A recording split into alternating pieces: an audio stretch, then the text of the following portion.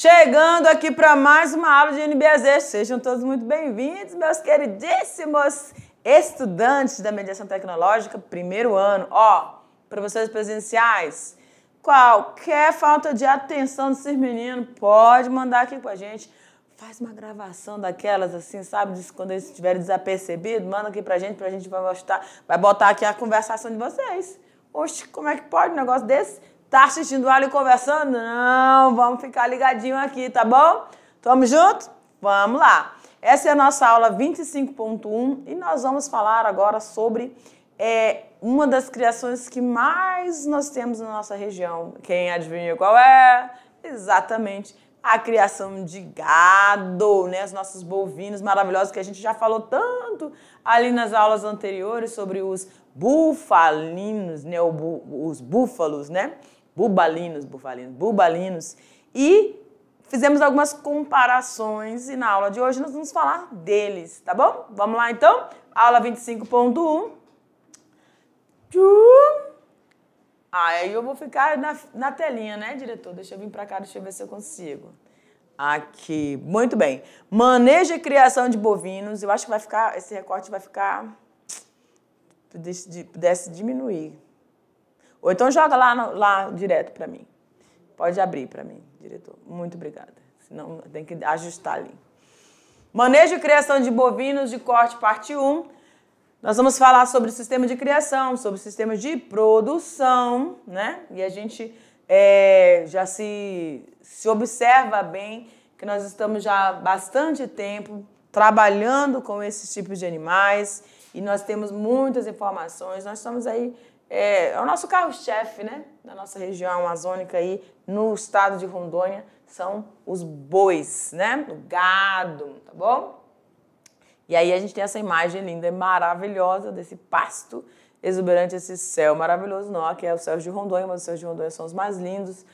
O mais lindo que eu já vi na minha vida, bovinos de corte. Então a nossa ênfase vai ser para o gado de corte. Bom? Vamos lá, gente. O que a gente tem em relação às características, né, dessa carne que muita gente não consegue viver sem e outras pessoas não fazem questão, mas aí é uma questão de preferência, é uma questão muitas vezes de restrição alimentar, né, devido a alguma situação, né, dentro do sistema digestório, que não está ali batendo bem, e aí você passa um tempo sem se alimentar de carne, ou então você se isenta de verdade de comer essa fonte proteica. Mas é muito importante nós conhecermos as características dela, né? Então vamos lá. A carne bovina é um alimento extremamente nutritivo, ela é uma fonte de proteínas capaz, então, de melhorar o desempenho muscular e aumentar a força. Quando nós estamos estudando biologia, lógico que a gente também é professor de biologia, então a gente vai trazendo isso aqui. A gente lembra que tem um sistema esquelético e o sistema locomotor. Aliás, o sistema locomotor entra tanto o sistema muscular quanto o sistema esquelético, é verdade? E aí a gente fala que dentro desse processo, para que haja um bom funcionamento, deixa eu vir aqui para a tela. Dentro desse funcionamento, nós vamos então ter a habilidade dos movimentos sendo executados aí pela musculatura. Então, como fonte de proteína para o bom funcionamento de todo esse sistema, a gente vai ter, então, essa adequação, essa musculatura precisa estar bem, né? Precisa estar bem fortalecida. E aí a gente vai ter aí, né, as nossas proteínas lá, a miosina, a actina, que vão realizar esses movimentos. Então, uma das fontes de proteína importante para essa musculatura é justamente a de carne bovina, tá bom? Nós vimos que a carne de búfalo tem muitas propriedades maravilhosas, né, baixo colesterol, não é isso? A gente tem características importantes, mas que o gado também vai ter, não tanto quanto a de búfalos. Mas é isso aí. Pode abrir para mim, diretor? A grande quantidade, então, de mioglobina também faz com que a carne proporcione a sensação de bem-estar e clareza mental. Então, muito interessante isso, que também vai auxiliar aí na questão do sistema nervoso nosso, tá bom? A carne bovina traz vários benefícios para a saúde e se for consumida da maneira certa. O que seria o consumo feito, realizado de maneira certa?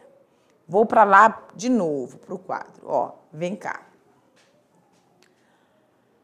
Consumo correto. Vocês já ouviram essa expressão de dizer que tudo de forma exagerada, ela é um problema? Pode se tornar um problema? Na maioria das vezes, vira um problema. Exercício demais, estudar demais, comer demais, pensar demais, tudo em doses muito acentuadas pode trazer um desequilíbrio para o todo, ou seja, para o organismo como um todo, né? Quantas vezes a gente já não viu histórias aí da pessoa, meu Deus, a pessoa comeu até morreu, ou até morrer, a pessoa come até morrer, passa mal e quase vem a óbito mesmo porque exagerou, ou não pode comer certos alimentos e come. Pessoas que são viciadas em atividades físicas, também não é para tanto. Você precisa fazer tudo isso, precisa comer bem, precisa dormir bem, precisa se exercitar, mas nada exagerado, porque o exagero ele pode afetar e não beneficiar, né? Tudo dosado, tudo dosado. Então é isso que está falando aqui a nossa lâmina. Ela tem que ter, trazer benefícios para a nossa saúde. Diretor, tenta dar uma chegadinha para lá, né? Para eu poder ficar aqui encaixadinha e não ficar na frente da coisa, mas se não der, tudo bem. Então, esse consumo de maneira... Aí, diretor, muito bem. Esse consumo feito de maneira certa, ele vai permitir que a quantidade e a forma com que você consuma, por exemplo, fritura demais, gordura demais, né? Tem gente que só come coisa frita. Isso vai prejudicar o seu estômago. Se você tiver aí alguma lesão no estômago, uma gastrite, o início de uma gastrite, né? Uma gastrite, enfim. Então, pode provocar. A pessoa que tem prisão de ventre não pode comer carne todos os dias, porque senão ela vai ficar realmente prejudicada. Pode vir aí a desenvolver uma hemorroida, alguma situação mais grave. E que você poderia estar solucionando ou tratando, cuidando disso, observando isso. Coma 2 vezes na semana ou 3 vezes na semana, se você gosta muito de carne, né? Mais moderna, come um peixinho, um franguinho. Vai sempre modificando isso aí para que você consiga auxiliar e dar tempo suficiente para fazer essa digestão, evitar frituras demais, né? Você come no almoço, aí na merenda você come algum salgado, vai fritura de novo. Então, é nesse sentido que essa lâmina está falando aí. Comer moderadamente da forma com que esse alimento chega na sua mesa. Eu, pelo menos, tive alguns problemas de saúde e agora estou indo na versão aí tudo assado. Assado é muito bom. Você já dribla aí a questão da gordura, fritura, a seção de óleo. Então, é muito importante aí você se conhecer para ofertar para o teu organismo aquilo que vai te fazer bem e não mal. Tá bom? Pode abrir para mim. Ok. Esse alimento ele é muito rico em proteína e tem ainda outros nutrientes, como vitaminas do complexo B e sais minerais. Vocês lembram lá que a carne de búfalo é mais concentrada em minerais, tem mais minerais do que carne bovina, né? Perfeito, a gente lembra disso. Mas hoje aqui o enfoque é carne bovina. Então, é bom também porque tem também essas vitaminas e os minerais, né? Como fonte de ferro, zinco, fósforo, potássio, magnésio e selênio. Todo esse selênio também vai auxiliar aí nessa questão, né, do sistema nervoso, tá? O potássio, o fósforo.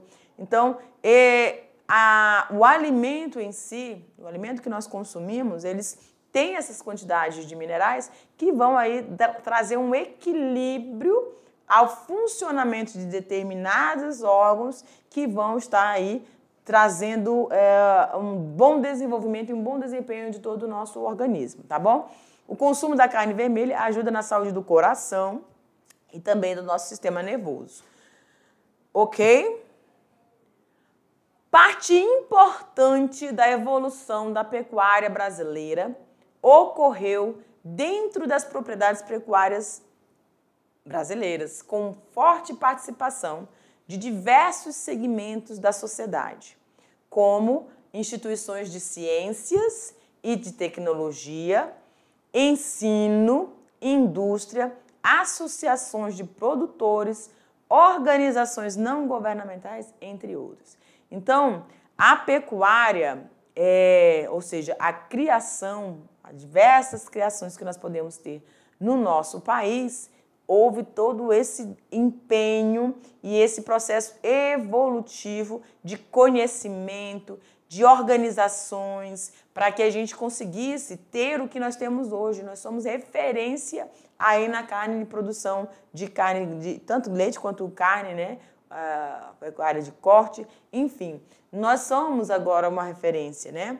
E também questão da vacina, né? Livre de aftosa, isso é muito importante, é muito bom para que a gente consiga fazer também a exportação desses produtos, tá bom? No caso da carne, tá certo? A busca pela melhoria da qualidade da carne é cada vez mais estimulada, seja pela indústria frigorífica, seja pela iniciativa governamental para se atentar às exigências do mercado consumidor. É o que eu estou falando agorinha. Que quanto mais qualidade, quanto mais rigor nós tivemos nessa produção, e quando a gente fala disso, deixa eu vir para cá de novo. Quando a gente fala de gado, galera, uma coisa que está sendo muito falada, né, é a questão do bem-estar dentro dos lugares onde esses animais são criados, né? O bem-estar animal, consequentemente, vai ofertar uma carne de melhor qualidade. Então, a gente evita o máximo possível, quando a gente vai fazer abater esse animal, a gente evita que esse animal sofra estresse. É a mesma coisa das aves lá. Tem que deixar elas tranquilinhas, esses animais tranquilos. A forma com que é feito isso hoje melhorou e muito, evoluiu e muito da forma que era feito antigamente, que era bem... muito doloroso, eu acho, para quem via e para quem executava, né, o serviço ali. Hoje é mais rápido, o animal não sofre, né? Então, quanto mais a gente evolui para o bem-estar, para a manutenção, equilíbrio dessa dinâmica aí, dessa criação e do abatimento, do fornecimento, e quando esse alimento chega à nossa mesa, melhor ainda, tá? Então, a gente consegue saborear, né, degustar uma carne macia, uma carne tranquila. E hoje, as características que estão sendo inseridas, né, ou seja, as informações genéticas que estão presentes ali nos reprodutores, nas matrizes, isso é muito importante para que esse produto, de fato, chegue ao consumidor, trazendo o mínimo possível de prejuízos, né? Vamos dizer assim. Aí vai depender também do consumidor, né? Tem gente que gosta, gente, de uma... A gordura em si, ela é importante para dar um sabor, ela dá uma consistência mais interessante para a carne, para quem aprecia. Eu já estou evitando de tudo. Mas, enfim, ela traz um cheiro diferente, uma maciez diferente. Mas isso também pode ser trabalhado dentro das informações que a gente vai trazendo nas características genéticas desses indivíduos que vão ser separados, classificados aí como os nossos reprodutores. E é a manutenção dessas características de qualidade dentro dos meus descendentes, ou dos descendentes desses reprodutores. Tudo bem? Pode abrir. A vaquinha que está de cabeça para baixo, tadinha. Agora o diretor riu. E olha que a bicha é pesada, né? Mas ela faz umas peripécias, olha aí. Então, a gente já avisa aqui, né? Vamos ver a vaquinha onde é que ela vai aparecer daqui a pouco. Sistema de criação. O que é esse sistema de criação, galera? A gente está falando, então, desses aspectos que envolvem como que eu vou tratar o meu gado. Ou seja, as minhas cabeças, né? Dependendo das cabeças que eu tenho aí na minha propriedade, como é que eu vou inserir esse sistema, ou que tipo de sistema que eu vou inserir para essa criação. Então, vamos lá. O sistema de criação de bovinos mais comum no Brasil é a pecuária extensiva, onde o gado vai ficar o quê, gente? Vai ficar preso? Não, ele vai ficar ali livre, conseguindo pastar, se deslocar, caminhar, percorrer ali aquele espaço amplo. Qual é a situação aí que pega na questão do extensivo? Primeiro, eles vão ficar mais expostos aos vermes, né? Que tem aí um ciclo, e aí eles vão se desenvolvendo nesse pasto e vão migrando para a parte da extremidade, né? Das folhas, e esses animais vão comendo nas primeiras horas, e isso vai acontecer muito na criação extensiva ou na pecuária extensiva.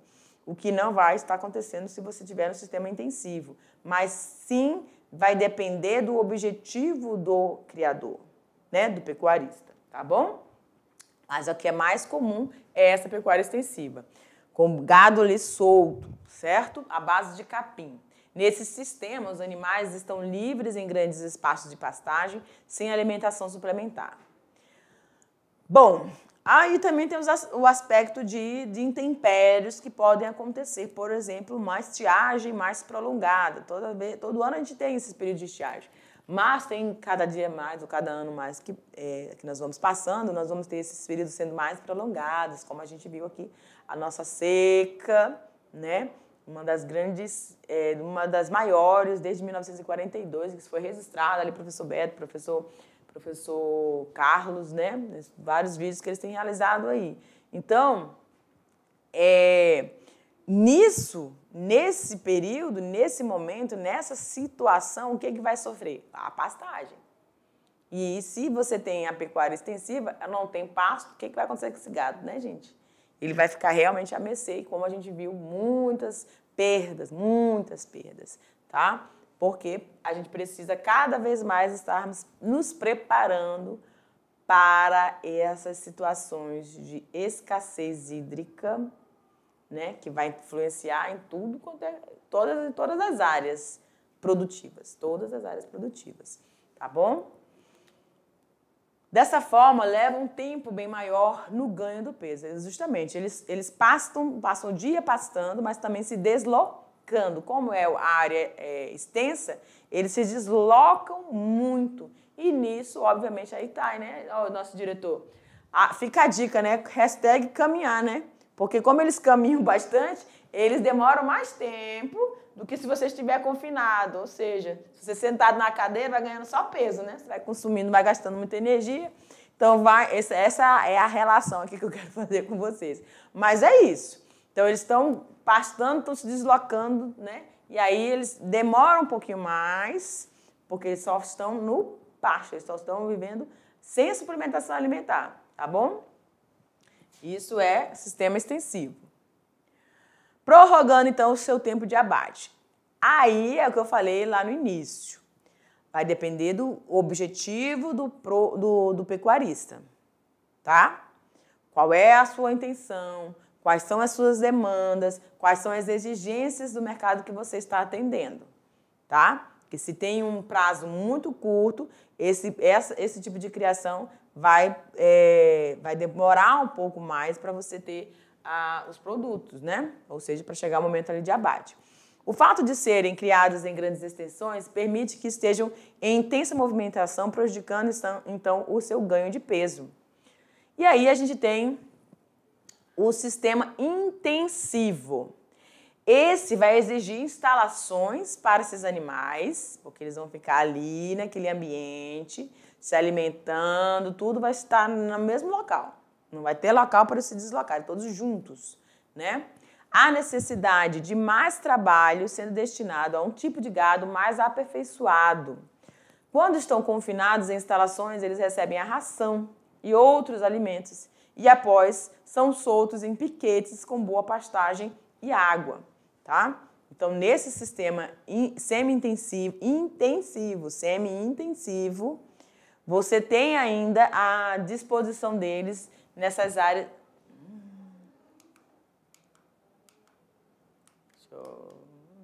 Deixa eu voltar aqui. Nessas áreas de piquetes, né? E aí, nesse momento eles conseguem, eles têm um período do dia que eles vão ser soltos e vão ficar nessa área, mas é mais limitada, mais restrita. Então eles não se deslocam tanto quanto você estivesse no sistema extensivo, tá bom? Está aí a representação desse ambiente, tá? Para eles estarem aí se movimentando.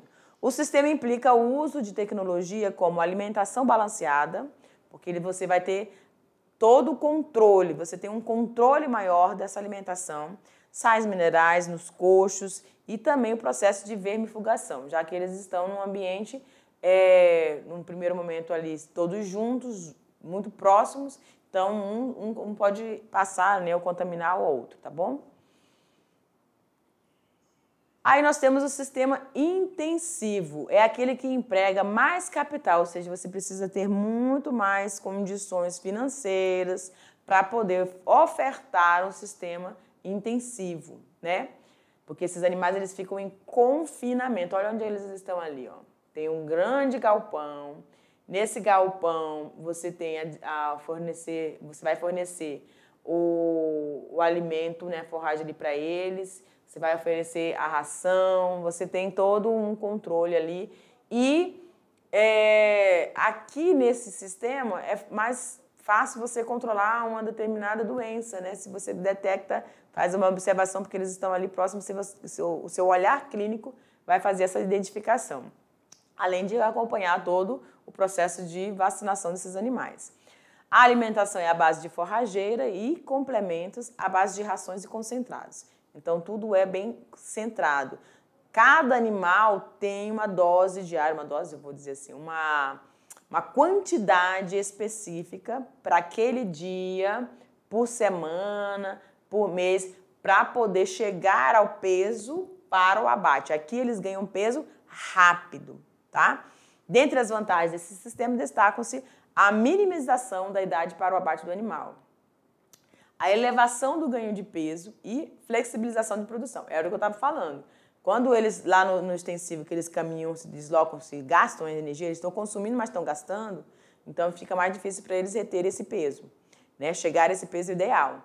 Mas aqui não, eles estão confinados, então eles vão só ganhando, então o gasto de energia deles é muito menor, né? Meio inferior ao que tiver no sistema, tanto extensivo quanto semi. Ok? Em relação ao sistema de produção.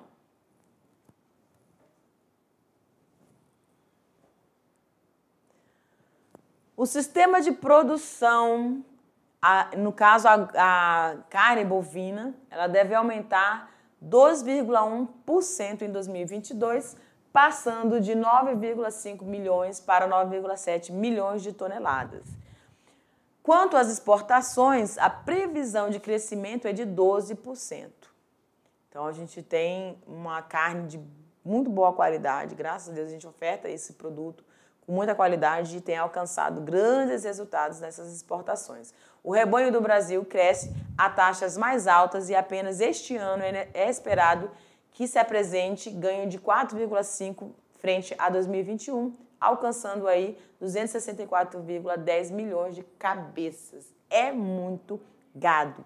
São muitas áreas, né, destinadas a essas criações. E também, enfim, vamos continuando aqui. Pecuária bovina. Pecuária bovina. Safra e entre safra. Vocês conhecem bem essa dinâmica, né? Conhecem bem essa dinâmica. Então, olha lá. A safra bovina ocorre no primeiro semestre do ano, tá? Por que isso? Porque você vai ter esses períodos de chuvas, né? Quando as pastagens, elas são abundantes, elas estão ali com tudo verdinho, maravilhoso, crescendo assim assustadoramente, né? Não cresce tanto por causa dessa alimentação desse gado que é herbívoro. Com maior oferta de boi para o abate, os preços do boi gordo nesse período são menores. Então, muita oferta de pasto, muito consumo desse gado e, consequentemente, muita procura, né? Mas você vai ter mais animais no caso, chegando ao porte ou ao peso para chegar a esse abate, tá? Então, é um momento muito bom. A safra é um momento muito bom, é um momento oportuno aí para essa criação, né? Tudo bem? Então, os preços desse boi gordo nesse período são menores porque está todo mundo produzindo muito bem, está tudo certo. Quando o negócio fica escasso, aí que a oferta do produto vai aumentar o valor, né? O ciclo da pecuária bovina, ele é longo, 2 anos e meio, né? Contando desde o nascimento do bezerro até o seu abate, né? Com aproximadamente aí 15 arrobas. Vai depender da espécie, professora? Tem espécies que você tem aí uma diferença aí, tá? Mas normalmente, com 15 arrobas, você já pode fazer esse abate desses animais, tudo bem? E aí, entre safra? A entre safra ela já vai ocorrer no segundo semestre, né? Período da seca, que prejudica a produtividade e a qualidade. Produtividade e a qualidade das pastagens. Exatamente, a gente está falando de um vegetal que está crescendo no solo onde a água não está mais disponível, a água está escassa. E aí o que vai acontecer? Esse solo, ele vai começando, devido ao peso desses animais, compacta, não tem chuva, vai ficando tudo prejudicado, né? E aí você não tem esse desenvolvimento dessa vegetação para suprir a necessidade nutricional desses animais. E aí por isso que a gente tem esse momento de entre safra aí. Tanto em quantidade quanto em qualidade, reduzindo drasticamente essa disponibilidade de pastagem para os animais. O boi perde peso e a menor oferta de boi para o abate. Ó, nesse sentido aqui, eu vou fazer uma orientação para vocês. Nós fizemos eu não lembro se está ou não de fato disponível, mas você vai dar uma olhada lá no canal da mediação e vai procurar lá nas videotecas que a gente gravou, fez uma externa aí onde a gente produziu um vídeo de um criador aqui de Porto Velho falando sobre a questão nutricional, né, junto com o José Roberto, né, que ele é zootecnista. Tá? Então, vocês façam essa procura lá. Tem até umas reportagens também da TV Rondônia falando sobre esse produtor, junto com esse zootecnista, eles vão falando ali de como atender nessa entre-safra. Cadê?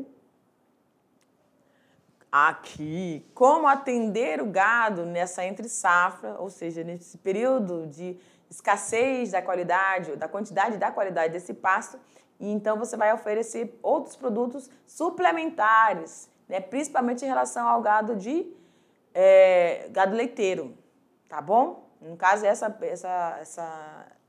externa ali foi para gado leiteiro. Mas a gente está falando de consumo, né? Então, esses animais também vão precisar, no caso de corte, também alcançar o seu peso ideal, e aí a gente precisa oferecer. E aí tem algumas recomendações bem interessantes, vocês dão uma procurada lá e vão discutir sobre, né, e ver como é que vocês estão fazendo aí na propriedade de vocês, tudo bem? E aí a gente sempre chega a um consenso aí. Vamos lá, pode abrir para mim, diretor? Eita, agora foi legal. Reduzindo então drasticamente essa disponibilidade de pastagem para esses animais, o boi perde peso e há menor oferta de boi para o abate. E, consequentemente, se o gado não chega, ou a grande quantidade, ou aquela quantidade, aquela percentagem, não chega ao peso ideal para o abate, vou ter poucos indivíduos chegando nesse peso, o que vai acontecer? Eu vou ter pouca disponibilidade. E é óbvio que o preço desse produto agora ele vai aumentar nesse período de entre-safra. No entanto, os preços do boi se elevam nesse período porque a oferta é maior de boi, a oferta é maior de boi de confinamento, cujo custo de produção também é mais elevado. Então, tem toda essa questão, né? O gado de confinamento, ou seja, o gado do sistema intensivo, ele já tem o complemento de alimento deles. Eles recebem ração balanceada, tudo balanceadinho ali. Então, eles vão continuar no seu ganho de peso, porque eles não dependem obrigatoriamente desse pasto, tá bom? Então, tem todo um suplemento ali para atendê-los a chegar a esse peso. É óbvio que se tem um custo maior para a produção desses alimentos, para a estocagem desses alimentos e para manter esses animais nesse ambiente confinado, esse preço também vai subir, né? Além disso, cadê a vaquinha? A vaquinha agora está no chão. A bichinha está equilibrada. Agora ela está equilibrada. Além disso, a demanda ela é maior nos últimos meses do ano, influenciando a alta de preços. Outro aspecto é que há redução do abate de vacas no segundo semestre, notadamente entre setembro e outubro, que é o período de monta, o período onde que elas iriam receber aí a sua inseminação, aí inseminação artificial ou monta natural, aí depende do sistema que o produtor selecionou ali, tá bom? Mas esse período ali é o período de monta ou a fase de reprodução desses animais, certo? Então, nesse momento de entre safra, você vai ter aí uma menor quantidade de vacas aí indo para o abatedouro, tá bom? Para tentar equilibrar aí essa oferta. Certinho? Durante a entre-safra bovina, com a elevação dos preços, há um leve acréscimo de consumo de carne de frango e de suíno. Quem não, né? Quem não gosta? Quem não gosta? Gente, então, o que é... deixa eu vir aqui para o quadro de novo. Sabe o que é legal da dinâmica das criações ou da pecuária? É porque ela vai respeitando os fatores climáticos que a gente não tem como controlar, né? A gente não tem como controlar esses fatores que estão além. Mas a gente tem como observar como essas variações climáticas estão se dando ao longo dos anos e aprender com cada um desses momentos críticos e que virão outros momentos críticos e nós precisamos resistir a esses momentos. Como? Estudando, verificando como que a gente consegue fazer essa adaptação dessa criação com o suporte alimentar que é necessário para que esses animais consigam se desenvolver, alcançando um peso e alcançando uma carne de qualidade, ainda mantendo essa qualidade, mas, mesmo assim, vai acontecer alguns decréscimos. E aí entra quem? As outras criações. Professores, mas essas criações, elas também não precisam de alimento que pode estar aí desequilibrado com... Aí a gente está falando de ofertas, tá? Quando eu tenho, por exemplo, se eu tivesse um supermercado com um só tipo deixa eu ver, com um só tipo de, sei lá, tem variados tipos de queijos, né? Se eu tivesse um mercado só oferecendo só um tipo de queijo ou só um tipo de legume, se acontecesse algum dano, né, da agricultura que afetasse aquela, já acabou, saiu, não tem mais nenhum. Então, a gente está falando aqui, quando ele fala que na baixa do consumo de gado, porque devido a esse período de entre-safra, de escassez desse pasto ali, esses animais não vão conseguir ganhar o peso adequado fora do confinamento. O que vai acontecer? Você tem outras opções. Quais são as opções que a gente mais tem aqui no nosso estado? Frango e suínos. Tem outras, eu sei que tem outras, mas frango e suíno aí entram agora, porque ao longo do ano a gente consome frango, acho que é um dos mais consumidos, né? Frango e carne bovina. A suína, ela já vai aparecer naqueles momentos, né, especiais, né? Não tem? Final de ano, uma confraternização aí com seus colegas. Aí a gente insere a carne de porco, não tá na mesa. Aí vai ter um que vai dizer, professora, eu como carne de porco todos os dias, né? Também não é desse jeito. Menina, é sério esse tempo desse jeito? Meu Deus, diretor, vamos embora, joga lá no quadro, que a professora tá desanimou aqui para falar. Pelo amor de Deus. Nas festas natalinas, há um aumento do consumo dessas aves em geral e também desses suínos. Vamos lá, que eu vou terminar. Primeiro giro de confinamento entre maio e junho. Segundo giro de confinamento entre agosto e novembro. O boi vai ficar cerca de 90 dias nesse confinamento. Depois ele já parte para o abate. Então ganha peso rápido mesmo, né? 90 dias, 2 meses, né? Vitelo, animal abatido com 4 meses, o bezerro até 18 meses, o novilho de 18 a 24 e a vaca após a primeira cria. Tá ótimo. A pele bovina pode ter suas características danificadas por ectoparasitas, isso é ruim, utilização de varinha com ferrão, cortes e riscos profundos causados pelo manejo inadequado, às vezes ela vai passando pela seca e tem alguma coisa, alguma madeira, algum até arame ali mesmo, que elas podem ser prejudicadas. Marcas a fogo em locais e tamanhos não permitidos, tá bom? Então todos esses cuidados a gente precisa ter. É a observação, né? A carne o olho do dono é que faz aí a qualidade do produto que ele vai estar ofertando, tá certo, galera? E é isso, a gente vai finalizando por aqui, daqui a pouco a gente vem com uma revisão e já a gente vem com a atividade, que assim, aqui o negócio é rápido para o povo, tá bom? Tchau!